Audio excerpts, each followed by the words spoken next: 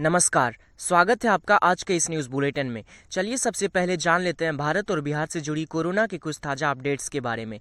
बीते दिन भारत में 58,108 नए मरीजों को मिलने के बाद कुल कोरोना संक्रमितों की संख्या बढ़कर 26,47,316 पर पहुंच गई। जबकि बीते दिन भारत में 57,404 मरीज ठीक भी हो गए, तो अब तक कुल 19,18,076 मरीज इस बीमारी को हराकर अपने घर लौट चुके हैं। जबकि 960 नए मौत के साथ भारत में कुल मौत का आंकड़ा 51,045 पर पहुंच गया। दूसरी ओर बिहार की बात करें तो बीते दिन बिहार में 2,187 नए मामले के साथ कुल कोरोना संक्रमितों की संख्या 1,04,093 हो गई। जबकि बीते दिन 3,891 मरीज ठीक भी हुए, तो अब तक कुल 72,566 मरीज इस बीमारी से ठीक हो चुके हैं। वहीं 22 नए मौत के साथ कुल मौत का आंकड़ा 537 पर पहुंच गया। गंगा के जलस्तर में फिर से होने लगी वृद्धि। गंगा के जलस्तर में रविवार की सुबह से वृद्धि तेज हो गई। सुबह 8 बजे से पहले तक गंगा हर 3 घंटे में 1 सेंटीमीटर प्रति घंटे की रफ्तार से बढ़ रही थी, लेकिन इसके बाद 3 गुनी तेजी से बढ़ने लगी और रफ्तार 1 सेंटीमीटर प्रति घंटे तक पहुंच गई। केंद्रीय जल आयोग का अनुमान है कि रविवार की शाम 7 बजे से लेकर सोमवार की शाम 5 बजे के बीच 22 घंटे में गंगा के जलस्तर में 25 सेंटीमीटर की वृद्धि हो सकती है। केंद्रीय जल आयोग के आंकड़ों के अनुसार शुक्रवार की शाम 7 बजे शहर के हनुमान घाट पर गंगा का जलस्तर 32.56 मीटर था, जो कि शनिवार की शाम 5 बजे तक बढ़कर 32.61 मीटर हो गया। यानी इस दौरान 24 घंटे में गंगा के जलस्तर में 5 सेंटीमीटर की वृद्धि हो गई। इसके बाद गंगा के जलस्तर में 1 सेंटीमीटर प्रति घंटे की रफ्तार से वृद्धि जारी रही और रविवार की सुबह 8 बजे तक गंगा का जलस्तर 32.65 मीटर हो गया। इसके बाद गंगा 1 सेंटीमीटर प्रति घंटे की रफ्तार से बढ़नी शुरू हो गई और रविवार की शाम 7 बजे तक गंगा का जलस्तर 32.76 मीटर पर पहुंच गया। यानी बीते 24 घंटे के बीच 15 सेंटीमीटर की वृद्धि हुई। इस वक्त तक भागलपुर में गंगा खतरे के निशान से 92 सेंटीमीटर नीचे थी। केंद्रीय जल आयोग का अनुमान है कि अब 1.13 सेंटीमीटर प्रति घंटे की औसत रफ्तार से गंगा के जलस्तर में वृद्धि होगी और सोमवार की शाम 5 बजे तक गंगा का जलस्तर 33.01 मीटर पर पहुंच जाएगा। कहलगांव से शराब व स्कूटी जब्त, 2 गिरफ्तार। कहलगांव, रसलपुर तथा बुद्धूचक थानों की पुलिस ने गुप्त सूचना के आधार पर छापेमारी कर भारी मात्रा में विदेशी शराब तथा देसी शराब बरामद किया तथा 2 लोगों को गिरफ्तार किया और एक स्कूटी भी जब्त किया। कहलगांव पुलिस ने शहर के पूरब टोला में अरुण यादव के घर छापेमारी कर 119 बोतल शराब बरामद की, जिसमें 20 बोतल विदेशी शराब शामिल है।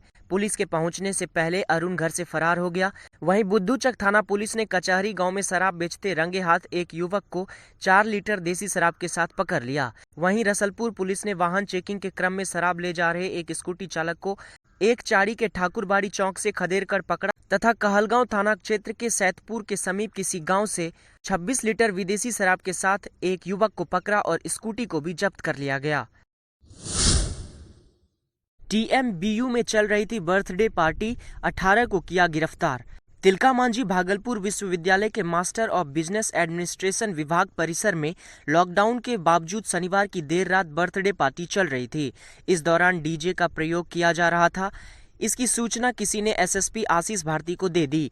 निर्देश पर प्रशिक्षु डीएसपी दिवेश तिवारी, विपिन बिहारी और डॉक्टर गौरव मिश्रा ने विश्वविद्यालय चौकी इंचार्ज श्रीकांत चौहान के साथ मिलकर परिषद में छापेमारी की, जहां से 18 लोगों को लॉकडाउन उल्लंघन मामले में गिरफ्तार कर लिया गया। छापेमारी के बाद तीनों प्रशिक्षु डीएसपी व अन्य पुलिस जवान ने पूरे परिसर की छानबीन की। इस दौरान शराब की कई खाली बोतलें बरामद हुई है। छापेमारी के दौरान पुलिस को परिसर में कई घोड़ियां बंधी दिखी।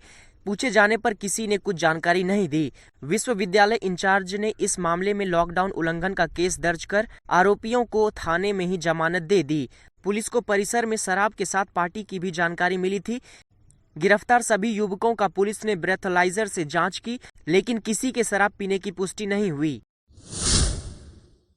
संतोष हत्याकांड में टीएन यादव को रिमांड पर लेगी पुलिस। संतोष हत्याकांड मामले में नौगछिया नगर पंचायत के उपाध्यक्ष टीएन यादव को रिमांड पर पुलिस पूछताछ करेगी। टीएन यादव इस मामले में शुक्रवार को नौगछिया न्यायालय में आत्मसमर्पण किया था। संतोष यादव की हत्या अपराधियों ने नौगछिया थाना क्षेत्र के NH 31 किनारे लक्ष्मी होटल के पास कर दिया था। हत्या की प्राथमिकी मृतक के परिवार सुभाष यादव के लिखित आवेदन पर नौगछिया थाने में दर्ज की गई थी, जिसमें अभिषेक रमन उर्फ टीएन यादव भी नामजद आरोपी हैं। टीएन यादव ने आत्मसमर्पण किया था। पुलिस अब टीएन यादव को रिमांड पर लेने की तैयारी कर रही है। पुलिस पर हमला, जमादार सहित 4 घायल। प्रखंड के बल्हा गांव में 15 अगस्त की देर रात भवानीपुर पुलिस पर हुए जानलेवा हमले में भवानीपुर ओपी के SSI सुभाष यादव सहित 3 पुलिस जवान मुकेश पासवान, नंदन पासवान, अखिलेश कुमार घायल हो गए। बल्हा में सुनील दास अपनी जमीन पर मालिकाना हक बताकर रात में घर बना रहा था, जबकि जमीन का मामला अभी तक पूरी तरह नहीं सुलझा है। घर बनाते समय सुनील दास के स्वजनों ने पहले से योजना बना लिया था कि पुलिस हो या कोई और घर का निर्माण रोकने आएगा, उस पर हमला करना है। इसलिए पहले से ईंट, पत्थर, लाठी आदि एकत्र करके रखा गया था, लेकिन पुलिस को इसकी जानकारी नहीं थी। रात्रि में विवाद जमीन पर घर बनाने की सूचना पर Bhavani police SSI Subhash Yadav police जवानों के साथ उक्त स्थल पर चौकीदार जरबनी पासवान के साथ जांच पड़ताल करने पहुंचे। अवैध निर्माण को रोकने का निर्देश दिया गया। सुनील दास के स्वजनों ने अचानक बिजली का कनेक्शन काटकर अंधेरा कर दिया और ईंट पत्थर से पुलिस की टीम पर हमला कर दिया। अचानक हमला होने पर रात्रि में पुलिस जब तक में कुछ समझ पाती, तब तक ईंट का एक टुकड़ा सुभाष यादव के सिर पर जा लगा। सिर से खून बहने लगा। उनके साथ 3 सिपाही भी चोटिल और जख्मी हो गए। इस हमले की सूचना सुभाष यादव द्वारा भवानीपुर पुलिस को दी गई। सूचना पर कई थाना की पुलिस ने गांव और आसपास में छापेमारी शुरू कर दिया, जिसके तहत 13 को गिरफ्तार कर लिया गया है। पुलिस आगे इसकी कार्रवाई कर रही है।